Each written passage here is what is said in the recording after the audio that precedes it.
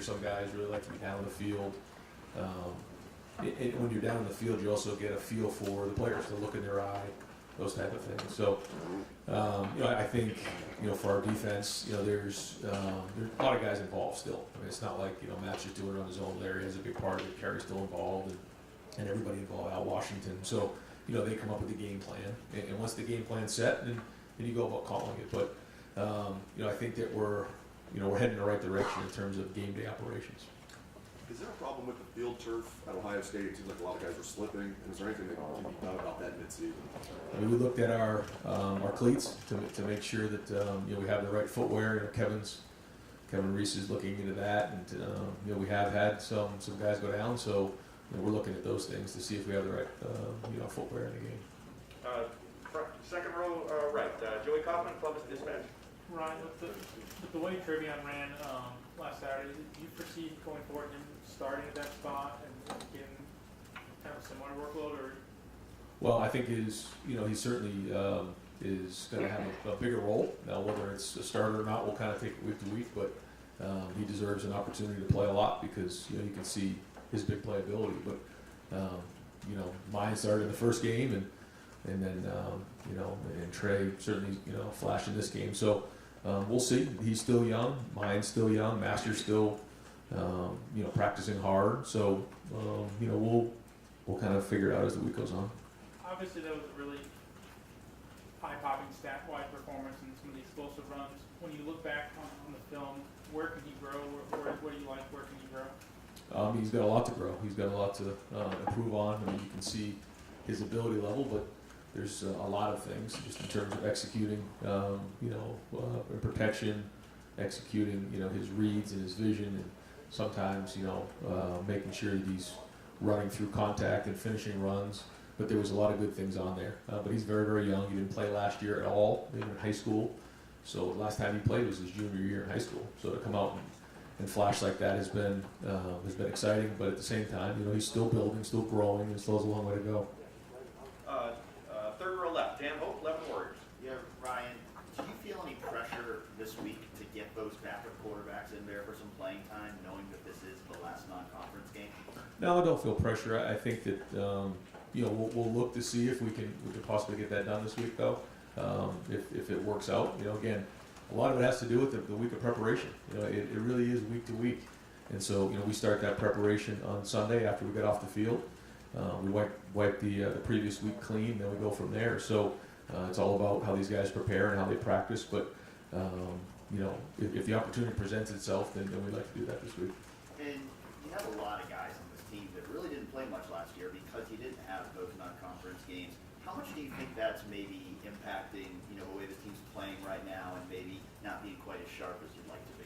Well, first off, there's no excuses. I mean, we have to play at a high level, and we have to execute in all three phases and play clean games and play hard, do all those things. But I think if you're looking at our team, you're looking at a team where coming off of last year, a lot of experience walked out of the building, and typically those guys who would be stepping into the roles that they're stepping into would have had a bunch of reps under their belt. The linebackers, really, those four linebackers to the left, they all played almost every snap last year. Justin Fields played every snap last year. A lot of those guys got a bunch of those reps last year, and those guys who are stepping into those roles didn't.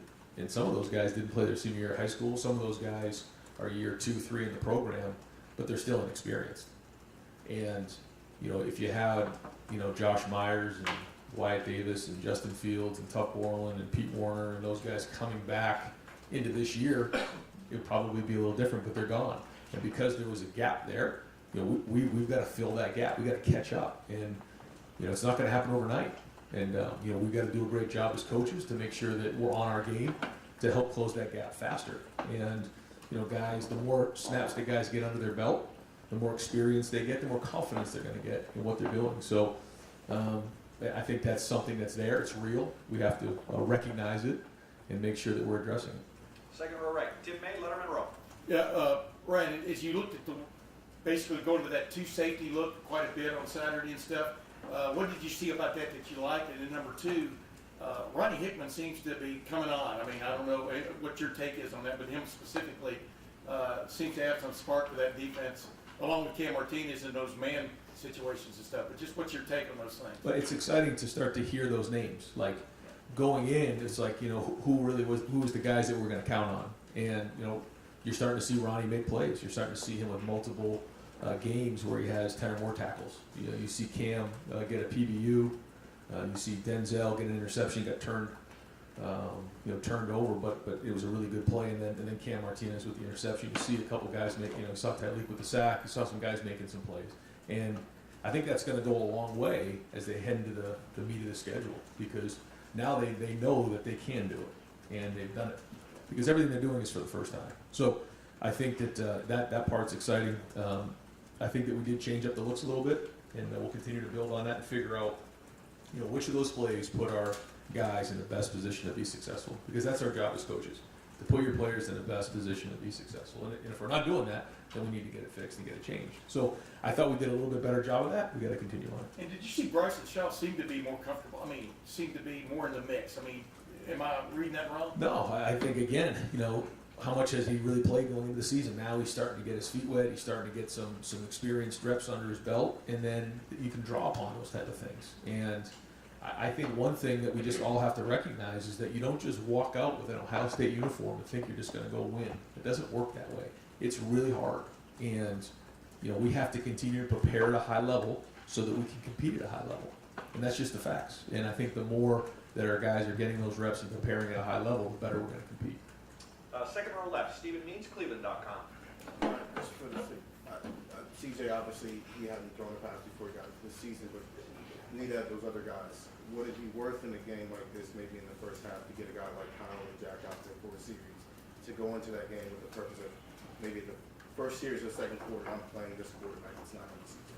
I don't know. I mean, you know, I don't know about all that. We'll take a look at the week and see if there's a situation that presents itself that we may want to do something.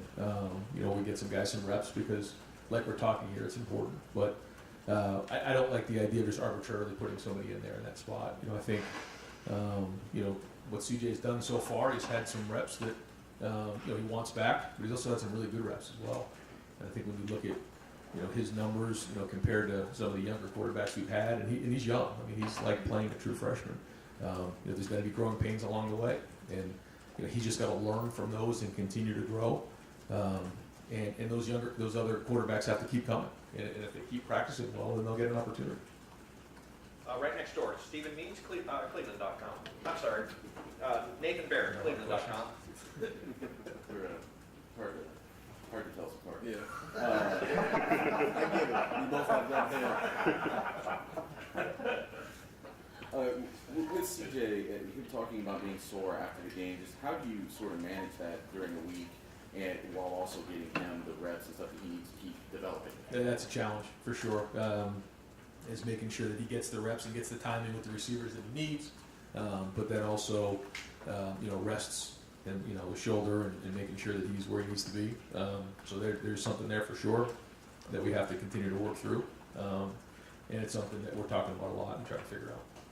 From your perspective, why has there been such a lack of pressure, seeming lack of pressure from the defensive front? Is that just guys not winning one-on-one things? Is it schematic things that aren't coming together? What do you think? I think a little bit of both, but I agree with you. It needs to improve. You know, when you play with a 4 down front, you know, you want to see disruption in the backfield, and so we're going to continually work on that and try to find ways to put them in the best position to be successful. But you know, pressure does help. But like you said, there are some one-on-one situations that we just got to do a better job executing, and it's twofold. You know, I think when the secondary is covering and making the quarterback hold on to that ball a little bit more, then that allows those guys to get home. I think we did cover pretty decent the other day, and so that's something that we'll spend a lot of time on this week and try to get that fixed. Second row middle, Bill Rabinowitz, Columbus Dispatch. Yeah. Ryan, what is Kerry Combs' role right now? When you think if he went up to the booth and that would give him that bigger view to be able to call the plays, it's just he's kind of, you know, what is his role and how is he taking what is perceived to be a demotion? Well, he's a professional. I mean, he's an Ohio guy. He has a lot of pride. he's a tremendous coach and has an unbelievable record in terms of being a head coach. You know, when he was in high school, and then certainly when he came here. You know, the guys he's developed and what he's done, and been part of national championships, and he's proud. He's a proud Buckeye, and so he's done an unbelievable job in the last week of, you know, just pushing forward. And I got a lot of respect for him, and he loves this place and wants to win, and he's working hard. He's still a big part of the defense, and still has a lot to do with it, and you know, still sees, you know, everything through the eyes of the coordinator. We've readjusted some roles, but you know, he's done, you know, an unbelievable job of being a pro and working through it. And you know the talent level on this team. You also know the inexperience on this team. Is this team where you thought it would be after 3 games? Are you disappointed? Are you pleased? Where do you kind of? You know, I didn't have many expectations because there were so many unknowns going into the season. There were so many guys that had, and we talked about this in the spring, we talked about this in the preseason, and now here we are, of just guys that hadn't played. And, you know, you do the best you can in practice to prepare them, but until they're actually in a game, you just don't know. And so I didn't know what this year would bring. And here we are in a whole new journey. This is kind of you know, brand new for us, for having such a young, inexperienced team and working through this journey to the end of the season. It's still early on, and you know, I think, you know, we're going to be steadfast in you know, getting the experience that we need, but then also forging an identity as a team. You know, what identity do we want to have as a team in this group right here? And so, you know, I didn't know what this would be. I didn't have expectations. I'm hopeful that we can keep working, and as we look back here in a few weeks, we can see a lot of growth, that we did a really good job of coaching and building guys up and teaching and stuck together when, you know, it wasn't, these first few weeks haven't been ideal, you know, but that's life too. Third row left, Bill Landis, The Athletic. Ryan, I know any defense has stress points, and offense is fine, but when, the way you guys play zone, where you kind of just drop and play off the quarterback, how much does the lack of pressure kind of exacerbate maybe some of the struggles you guys have playing zone coverage? Yeah, I think it goes hand in hand. You know, there's times where we're playing zone, there's times where we're playing man, and you know, when the pass rush doesn't marry up with the coverage, then yeah, I mean, that's a problem. So there are times where, you know, we're getting a little bit of ground right there, and there's going to be some underneath completions where the ball gets out of the quarterback's hands. At that point, we need to rally and be great tacklers and force them to work the ball all the way down the field and avoid you know, big plays and explosive plays. It's one of the important parts of our defense. But then, you know, if we're going to do that, we also have to play man and challenge at times, and then force that quarterback to hold the ball. But to your point, all those things only work if we're getting a pass rush with a 4-man rush. And so again, you know, evaluating all that is on the table. And the guys you have kind of playing on the back end, you're talking a lot about their relative inexperience. Just like, how long does it take for a player to kind of get comfortable with the spatial awareness and, you know, just playing in those zone areas when you haven't done it a ton? Right. Yeah, I mean, everybody's different. I think that you know, the real good ones, they don't need a whole bunch of reps, but some guys need more reps, and that's part of it. You know, the more you can get mental reps and learn from watching film, from going through the plays and visualizing them in your head. You know, we talk all the time about playing the game in your mind. If you've already played the game in your mind, you give yourself an advantage. If you don't, and every time you walk out there, the only time that, you know, you're actually getting that rep is when you're physically doing it, then you're not going to be as good as the next guy, and you're not going to improve faster. So that's something that we talk about a ton, is being able to get mental reps, visualizing, playing the game, watching film, because that's what playing at the highest level of college football is all about, and that can close the gap fast as well. So as much, you know, work as we put in physically during the week, we got to put in that same amount mentally, so that we can learn and can catch up on those reps. Far left, Jacob Benji, The Lantern. Hey Ryan, you touched on it earlier, but with Travion and Master and the running back depth, how nice is it to have a list of guys who can carry the ball for you to have that depth at running back? Yeah, I mean, I think, you know, especially as we get into the meat of the season, having depth at that position is critical, especially with, you know, the balance that we're striving for, is that we got to be able to run the ball and throw the ball. We haven't quite found that balance yet.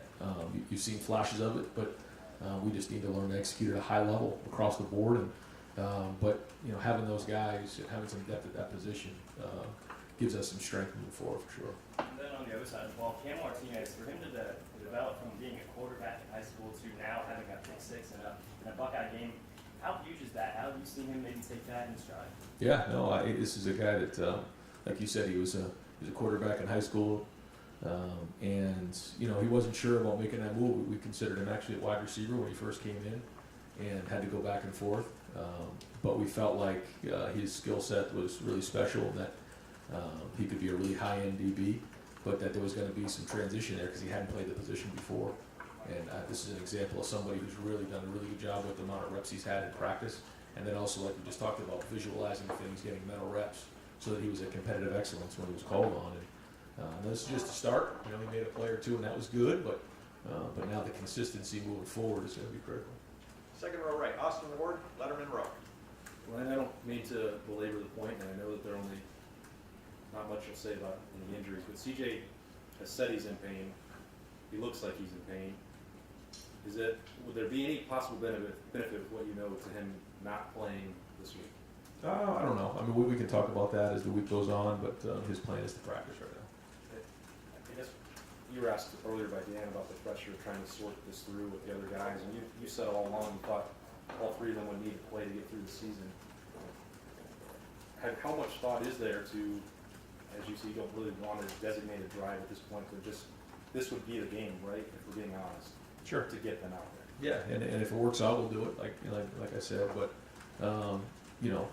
CJ gets in there. We also want to get him to find a rhythm as well, and kind of get the execution of the offense. I mean, that's the number one goal is to make sure that we're executing at a high level and finding that rhythm. I don't think we found that quite yet, and we're going to get that done here this week, and some things that we're trying to address in practice, how we're teaching, looking at all those things, but. At the end of the day, that's what we're trying to find. And again, if something presents itself or we can get other guys in the game, we certainly want to do that. When you've looked at that and you said he's had some really good reps and we've seen that he's played through pain and been willing to do that and stuff, when the not so good reps are coming where you're dealing with inaccuracy, do you think that's tied to the shoulder or the inexperience that maybe you're talking about? Probably a little bit of both. Yeah, I mean, I don't know if you can quite identify those type of things, but sometimes timing in practice and that leads to that. Things like that, but when you get more reps under your belt, you feel more comfortable, and then you rep it better in practice. All those things add up. So, all things that we're working through with a young quarterback, and I think that there's a lot of great football ahead for CJ Stroud. I just do. When you look at kind of the situation he's been put into, and some of the throws he's made, you can see he can do it. Now we just got to keep growing on it. Deep left, Brendan Gulick, Buckeyes Now on Sports Illustrated. Coach, just building on the CJ question there, I mean, you've spoken highly of him, his teammates have spoken highly of him. He obviously works hard and has the respect of the room. And some of the things that we can't evaluate on a box score, his ability to process plays when things are getting fast. How would you assess the way he's grown from that perspective? I think it's been very good. I think he's very intelligent, and he can take a meeting to the field. He knows what he sees when he gets off the field, and certainly he'll come off at times and know that he made a mistake, and understands it afterwards.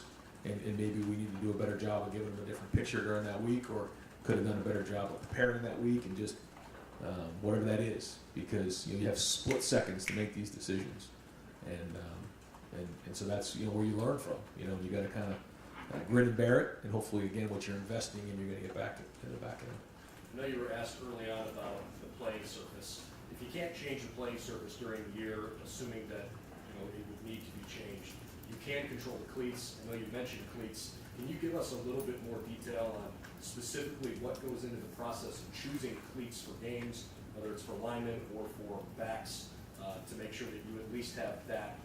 Sure. Yeah, I mean, they have different styles. They have the linemen, they have the kind of the mids, and then they have the speed.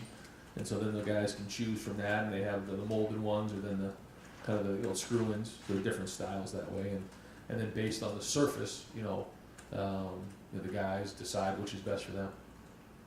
Third row right, Tony Gertman, Buckeye Scoop.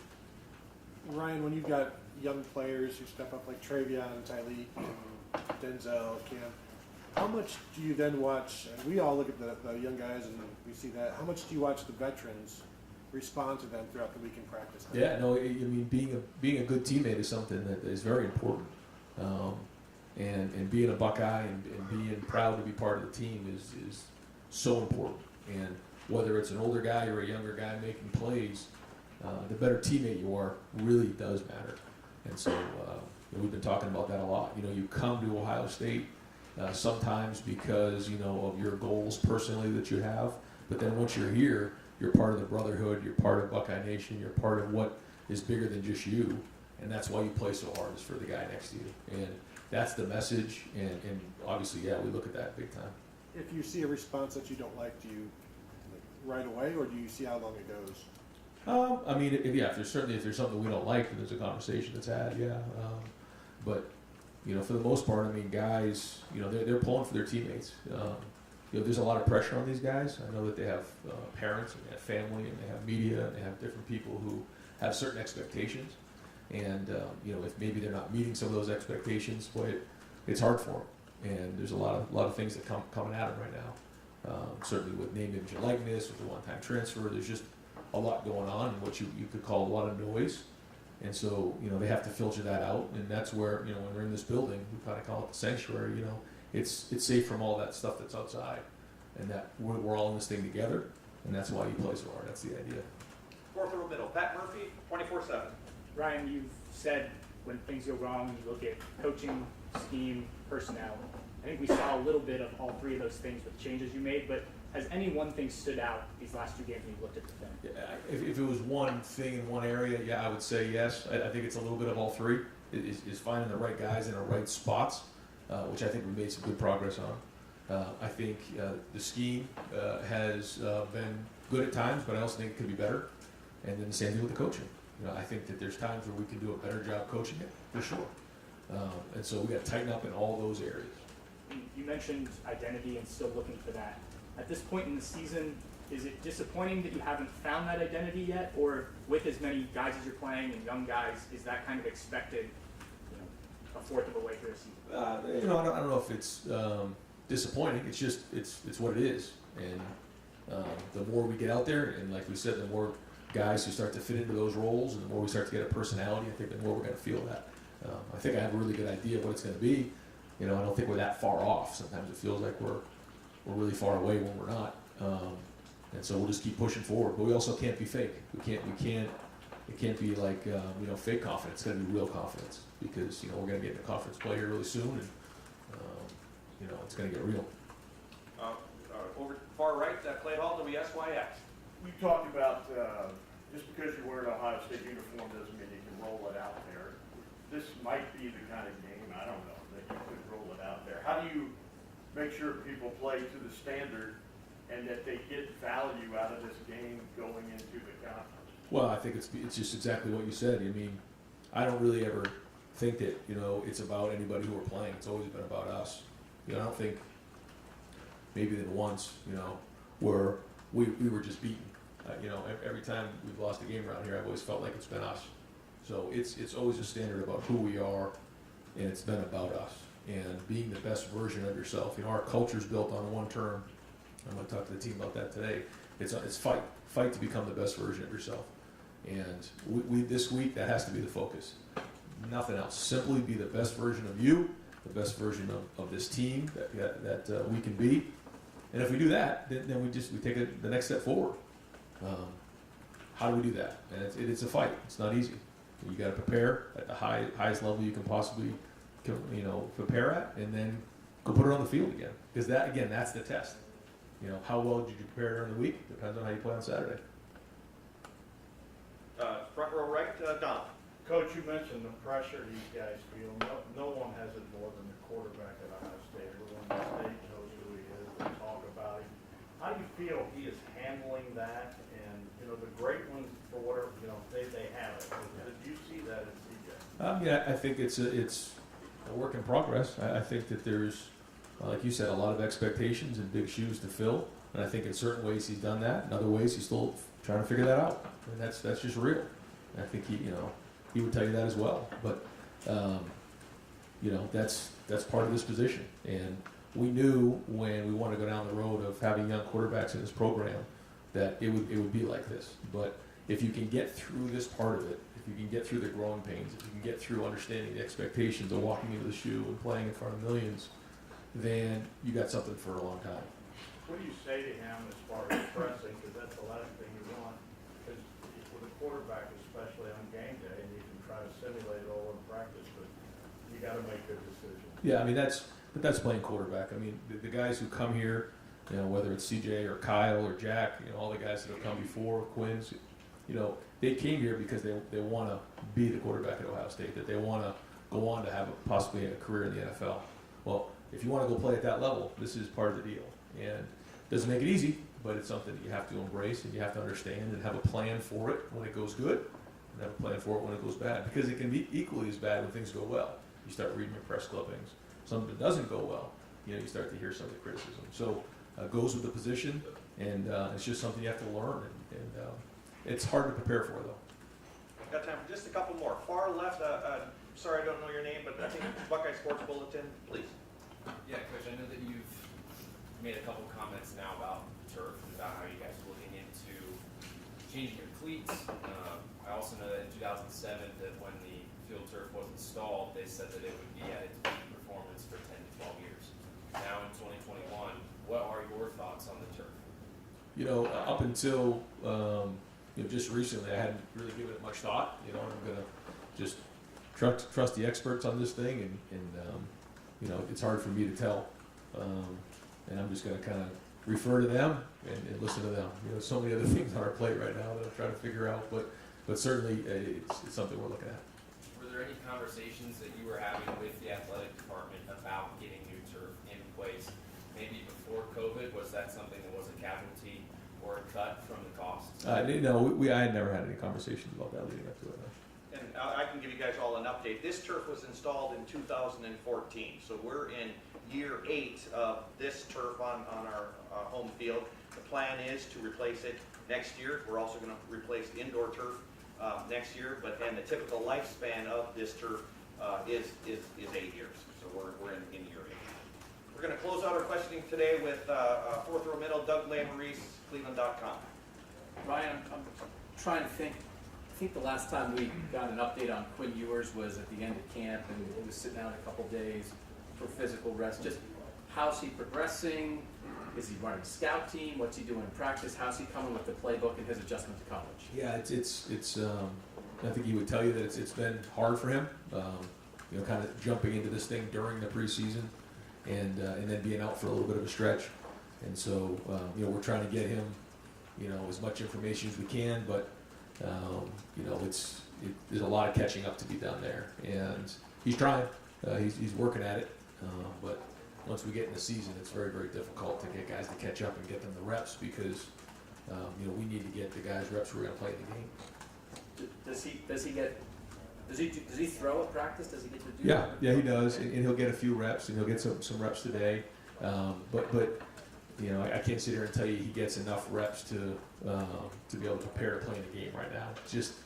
It's really impossible once you're into the season to give, you know, somebody reps. And these guys, these quarterbacks, these young quarterbacks, they need as many reps as they can just to get ready to play in the game. And so we try to figure out ways to get them a few things after practice and get some work there, and certainly individual. All right, so I'll try to ask this as succinctly as I can, try to wrap up all the quarterback questions you've got. You have a talented young quarterback who's starting for the first time, who won a competition through April and August. He's dealing with the shoulder thing. It's certainly affecting him, but you're trying to have him play through it. You admitted there's growing pains. You'd like to get to the other side of growing pains. But you also have 2 other young talented quarterbacks who haven't really ever gotten a rep. What is it like trying to balance on that? Because you know, personally, I think it'd be great to see just Kyle and Jack and what they would do out there given a chance. But you also understand, hey, every game rep is really valuable for CJ. Right. And is there any part of it that if you gave a backup any extended look, would you fear that would shake any of CJ's confidence if you looked at the backup? No. That whole picture. Yeah, no, I don't think so. I mean, I think you summed up just the whole situation really well. And again, you know, this week we'll take a look at the circumstances and see if it makes sense to have some other guys take some reps. To your point, I'd love to get some of those guys in there and see what they can do. Hasn't really come up yet, and I don't think we're there, but again, you know, this week we'll look at CJ, see how he's feeling, see how practice goes, and then, you know, we'll see based on the game and how things, you know, how the opportunities arise. If we get those guys in there, that would be great, because like you said, it'd be great to see those guys. They've been practicing, but they really haven't got a lot of reps. It feels like it can be extra complicated because you have multiple good young quarterbacks, but it also seems like you've sort of said, I like having multiple good young quarterbacks. Is this just the reality of that, and you're happy to deal with that? Yeah, I mean, I think, you know, someone said, boy, you know, that we have a really hard, you know, problem because we have so many great young quarterbacks, you know, and well, we have to find, you know, the quarterbacks who can play, and you know, one thing that wouldn't be good is if we didn't have any quarterbacks, and that's a problem. You know, having good young quarterbacks is not a problem, but finding, you know, the amount of reps to give those guys in game, that is a challenge, and certainly those guys understand it. But the better they practice, the more opportunities they're going to have, and that's, you know, you guys don't get a chance to see practice. I know you guys all want to see all those guys play, but you know, we see practice and we see what happens. And CJ's practiced very, very well, and he's played well at times as well.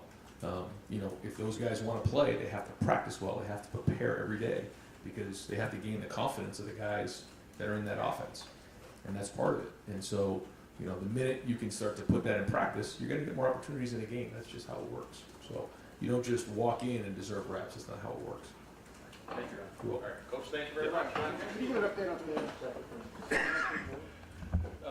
It's not long term. It's the best I can give you. What about the turf?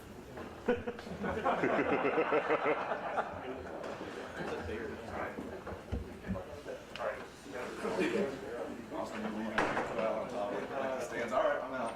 I'm out on top. Now, it's not long term. And by that I mean likely.